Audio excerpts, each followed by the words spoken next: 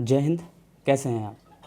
जैसा कि previous class में हमने पढ़ा था स्टोन एज के बारे में, स्टोन एज का क्लासिफिकेशन पढ़ा था, जिसमें हमने Neolithic period, Mesolithic period, Palaeolithic period के बारे में पढ़ा था।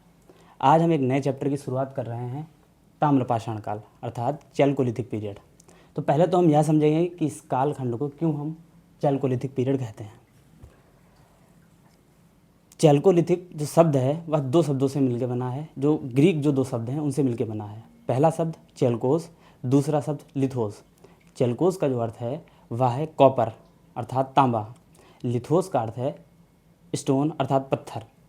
अर्थात वह कालखंड जिसमें मनुष्य पत्थर और तांबे दोनों का उपयोग उपकरण और हथियार बनाने के लिए करता था। इसीलिए इस कालखंड को हम ताम्रपाषाण काल कहते हैं। अब हम बात करेंगे फीचर्स के बारे में, इसकी जो विशेषताएं हैं, कैरेक्टरिस्टिक्स हैं, उनके बारे में बात करेंगे। तो पहली जो इसकी प्रमुख जो विशेषता है वह है यह कालखंड ग्रामीण संस्कृति से संबंधित है। अर्थात इसकी जो प्रमुख विशेषता है तो वह है इसका ग्रामीण परिवेश।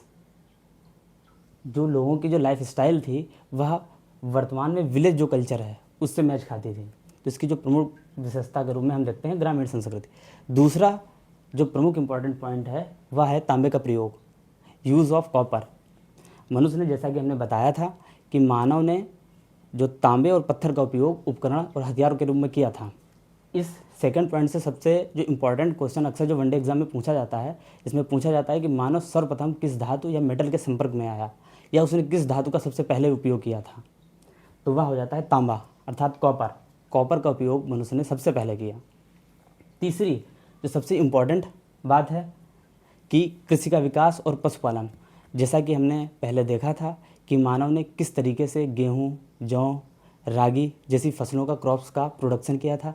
अब इस कालखंड में मानव उससे भी बेहतर तरीके से कृषि कार्य में संलग्न था।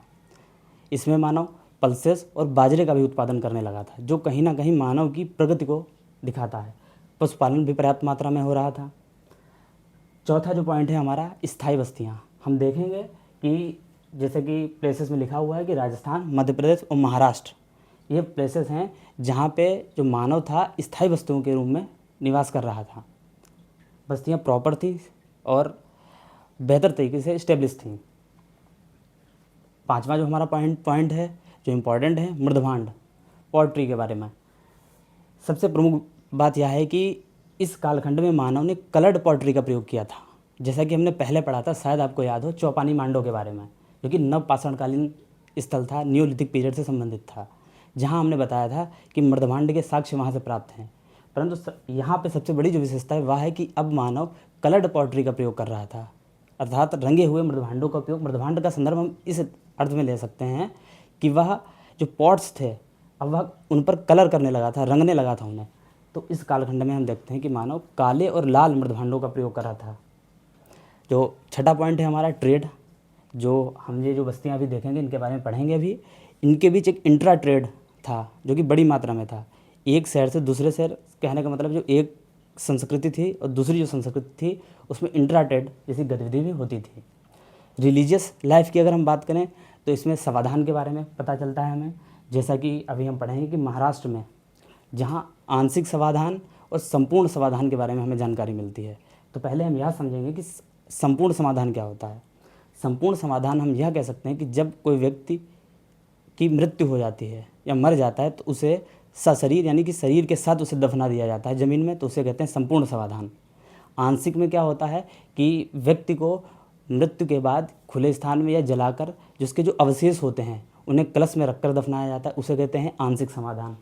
तो इस कालखंड में मानव के जो जीवन में या मृत्यु के बाद जो रिचुअल्स थे या रीति रिवाज था वो हमें यह देखने को मिलता है, जो कहीं ना कहीं उनके जो रीति रिवाज थे, धार्मिक जीवन था, उसे इंगित करता है। दूसरा यह हमने देखा है, जैसा कि हमने आपको बताया था कि अपर पैलियोलिथिक पीरियड में मानव ने अस्थि से निर्मित एक मातृ देवी की प्रतिमा बनाई थी।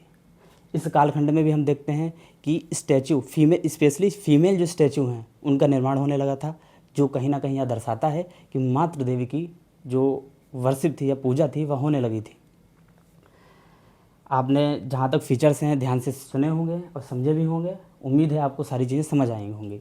अब हम बात करेंगे प्लेसेस से, क्योंकि ये काफ़ी ज़्यादा इंपॉर्टेंट है। इसमें क्वेश्चन पूछे जाते हैं कि कौन सा प्लेसेस किस राज्य में स्थित है या उसकी विशेषता क्या है। वनडे एग्जाम में नॉर्मल प्लेस पूछ दिया जाएगा, किस कालखंड से संबंधित है या किस पीरियड से संबंधित है और वह किस स्टेट में स्थित है। तो हम बात करेंगे पहले राजस्थान पे हम आते हैं। तो राजस्थान के जो 2 प्रमुख शहर हैं जिसमें आहाड़ और गिलुंद और तीसरा है गणेश्वर, काफ़ी ज़्यादा इम्पॉर्टेंट है। जिसमें पहला जो आहाड़ है इसे तामवंती भी कहा जाता है। तामवंती कहने का आशय यह हो जाता है कि आहाड़ में जो पहली कह सकते हैं कि तांबे को गलाने की जो विधि थी वो इन लोगों को बेहतर तरीके से आती थी। बड़ी मात्रा में तांबे को गलाए जाने के साक्ष्य यहाँ से मिले हुए हैं। और दूसरा यह था कि यहाँ पे पत्थरों से निर्मित जो आवास थे वो भी पाए गए हैं। गिलिंद के संदर्भ में यह है कि यहाँ पे पकी हुई मिट्टी के उपयोग किए जाने के एविडेंस हमें मिले हुए हैं। तीसरा जो हमारा जो इम्पोर्टेंट पॉइंट है वह है गणेश्वर के बारे में। गणेश्वर के संदर्भ में हम यह कह सकते हैं कि ये अभी हम वर्तमान में अगर परिप्रेक्ष्य में हम बात करें, वर्तमान में प्रेजेंट टाइम में, तो गणेश्वर आज उसी जगह पे या उसी क्षेत्र में स्थित है जहाँ आज भी तांबे का बड़ी मात्रा में प्रोडक्शन होता है। अर्थात राजस्थान में जो खेतड़ी झुंझुनू वाला जो एरिया है जहाँ आज भी बड़ी मात्रा में तांबे का प्रयोग करता है, उसी एरिया में गणेश्वर स्थित था। वहाँ भी यह तांबे का बहुत बड़ा प्रोडक्शन करता था और जो अन्य जो संस्कृतियाँ थी उनके बीच तांबे की आपूर्ति को यह सुनिश्चित कराता था। अगला जो प्रमुख प्लेस है वह है मध्य प्रदेश। मध्य प्रदेश से हमें 3-4 जो प्लेसेस हैं वो हमें प्राप्त होते हैं। पहला है कायथा, दूसरा है एरण, फिर नवदा टोली और मालवा। नवदा टोली की जो प्रमुख विशेषता है वो हमें पता चलती है कि इस क्षेत्र में निवास करने वाला जो मानव था वह वेरियस क्रॉप्स का प्रोडक्शन कर रहा था। जो हमें एविडेंस मिले हैं उससे यह पता चलता है कि मानव एक से अधिक फसलों का उत्पादन करने लगा था। अब हम आएंगे महाराष्ट्र पे। महाराष्ट्र के जो प्लेसेस हैं उन्हें कंपोजिट रूप से जोरवे संस्कृति के नाम से जाना जाता है। यह भी एक ग्रामीण संस्कृति थी और जोरवे के बारे में सबसे इम्पॉर्टेंट है कि इस क्षेत्र में जो निवास करने वाला जो व्यक्ति था वह सोने के उपयोग से परिचित था। स्थल है वो दैमाबाद। दैमाबाद से जो तांबे का रथ है वो हमें प्राप्त होता है, जो कहीं ना कहीं मानव की जो तकनीक का जो ज्ञान है उसके बारे में हमें इंगित करता है। और जो हमने बताया था, दूसरा जो पॉइंट बताया था कि यह चैल्कोलिथिक पीरियड का सबसे बड़ा स्थल था। दैमाबाद जो चैल्कोलिथिक पीरियड में जो सबसे बड़ा स्थल था एरिया वाइज और मानव बस्तियों के हिसाब से वह दैमाबाद था। नेवासा के संदर्भ में सबसे इम्पोर्टेंट पॉइंट यह है कि सर्वप्रथम पटसन का जो साक्ष्य है वो यहाँ से मिला है। नेवासा से पटसन का जो साक्ष्य है वो मिला कहाँ से? नेवासा से। जो पटसन क्या होता है? जो जूट से संबंधित होता है पटसन, तो नेवासा से उसका साक्ष्य मिला हुआ है। इनाम गांव के संदर्भ में क्या है? इनाम गांव के संदर्भ में यह पता चलता है कि जो एविडेंस है या जो पुरातात्विक खुदाई हुई है उससे पता चलता है कि इस क्षेत्र में रहने वाले लोग का जो आवास एरिया था वह किलेबंदी के माध्यम से या किलों के माध्यम से घिरा हुआ था और उस किलेबंदी के आसपास खाइयाँ होने के भी साक्ष्य मिले हैं। इनाम गांव से मिले हुए हैं। इनाम गांव के बाद जो चौथा या 5वां जो स्थल है वो है सोनगांव। ये जो प्लेसेस हैं ये महाराष्ट्र से हमें प्राप्त होते हैं। कुछ अन्य भी प्लेसेस हैं जैसे कि बिहार से हमें प्राप्त हुए हैं। सेनुवार, सोनपुर, ताराडीह और पांडुराजार ढीबी नामक जो प्लेस है वह भी हमें बिहार से मिलता है। ईस्ट यूपी से खेराडी और नरहन नामक जो प्लेस है वहाँ में ईस्ट यूपी से मिलता है। वेस्ट बंगाल से वीरभूमि और महिषदल जो प्लेसेस हैं वो हमें कहाँ से मिलते हैं? वेस्ट बंगाल से मिलते हैं। जैसा कि आपने देखा होगा कि प्लेसेस के बारे में हमने पढ़ लिया है और ताम्रपाषाण की जो प्रमुख विशेषताएं थी वो हमने पढ़ी हैं। और प्लेसेस में राजस्थान, एमपी, महाराष्ट्र के जो इम्पोर्टेंट प्रमुख प्लेसेस हैं जो चैल्कोलिथिक पीरियड से संबंधित हैं उनका हमने अध्ययन कर लिया है। उम्मीद है कि सारी चीज़ें आपको समझ में आई होंगी। जैसा कि हम क्रम के रूप में चले आ रहे हैं कि पहले हमने बताया था स्टोन एज के बारे में, स्टोन एज का जो क्लासिफिकेशन था उसके बारे में बताया था।